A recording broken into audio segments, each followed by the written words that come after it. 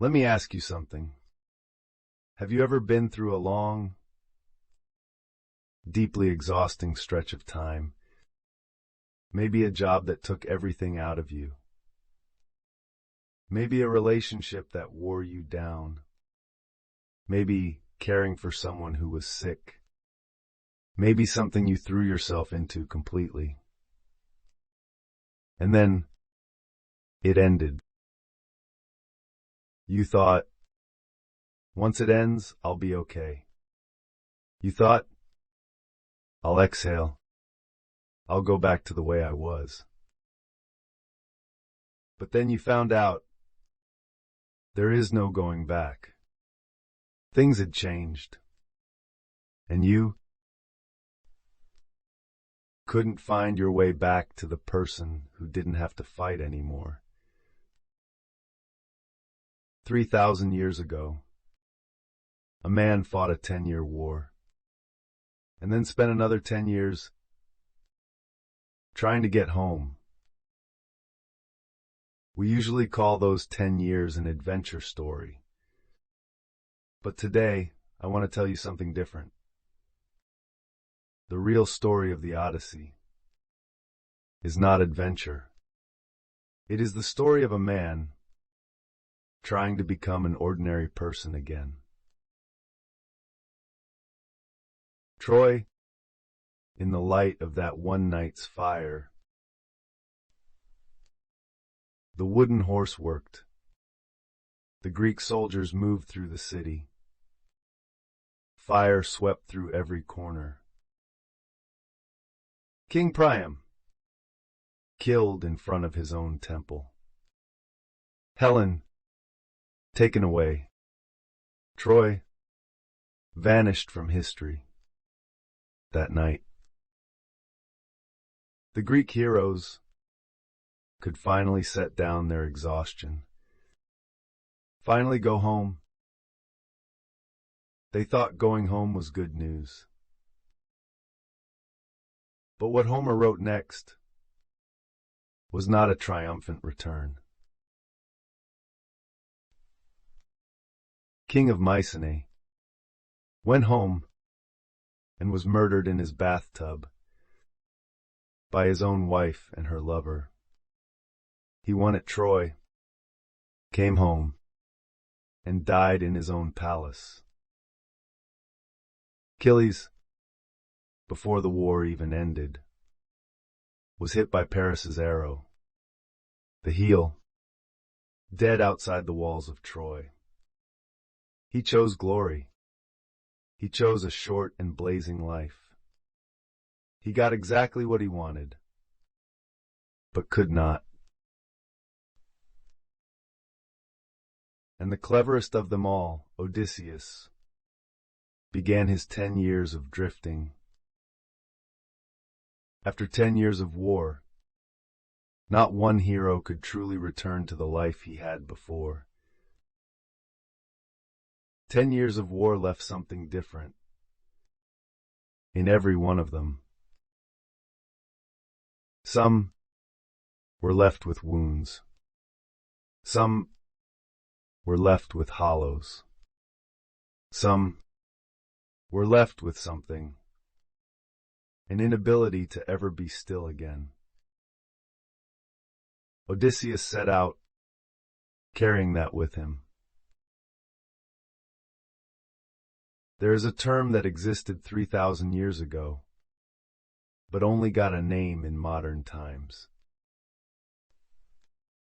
Post-traumatic stress disorder. That name was formally given after the Vietnam War, when the United States began seriously studying what was happening to returning veterans. But has existed as long as human beings have gone to war. After prolonged pressure, fear, the edge of life and death, the brain undergoes real changes. Not overthinking, not weakness, real neurological change. Combat, the brain learns one thing above all: Stay alert. Always be ready to react. Always prepare for the worst. That ability, on the battlefield, saves your life. But back in a peaceful life, that same ability becomes a curse. You cannot relax. Small sounds make you flinch. Sleep doesn't come easily. You feel danger in a place that is safe. Not because you don't want to let go, but because your body has learned that letting go is not allowed. This is not only a soldier's story. Have you ever left a high-pressure job and suddenly not known what to do with yourself? Have you ever ended a very difficult relationship and felt more unsettled afterward, not more free? Have you ever spent a long time caring for someone, and when that responsibility finally ended, felt a strange emptiness instead of relief? That is not your failing. That is your nervous system, still standing on the battlefield. It needs time to learn that now it is safe. But there is something else, even harder than the body to deal with. In Troy, Odysseus was the smartest man in the room. His identity was strategist, schemer, hero. Every decision was life or death. Every choice moved the whole war. Then the war ended. He was going back to Ithaca, back to his island, his home, his wife.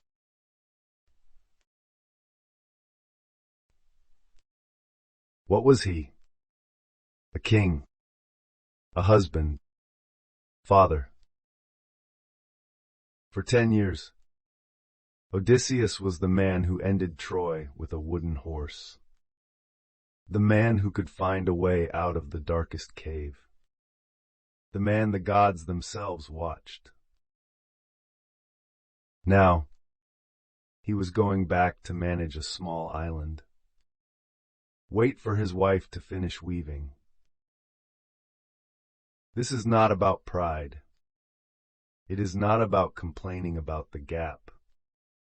It is about something more honest than that. When a person lives in survival mode for long enough, they lose the ability to live in stillness. Have you ever known someone like this, commanding the room at work for decades, and then in retirement, they didn't know what to do with themselves? In a certain chapter of life, you were the one who solved things. Everyone came to you.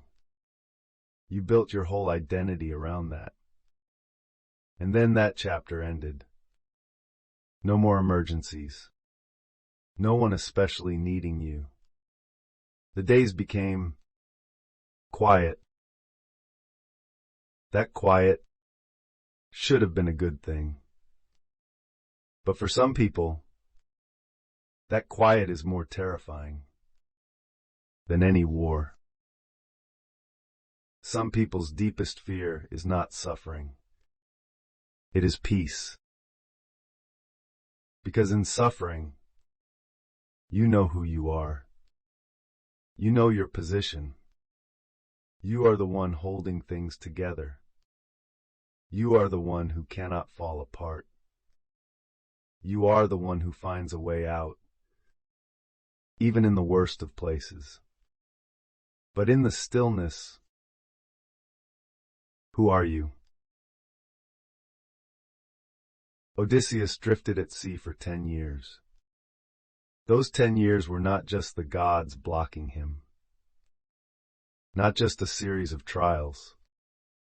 Those 10 years were the time he needed to learn how to go back to an ordinary life. He encountered the sirens, the giants, Circe. He even walked into the underworld. Every encounter asked him the same question. Do you know where you are going?